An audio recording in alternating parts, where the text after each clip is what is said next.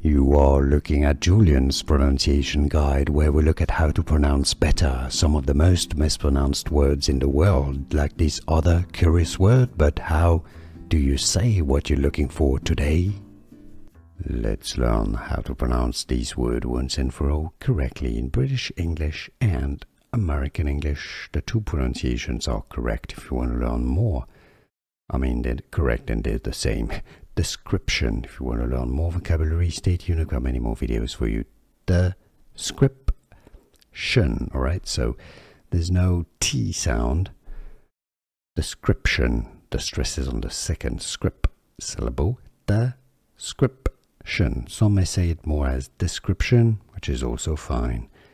But generally, description. And now you know.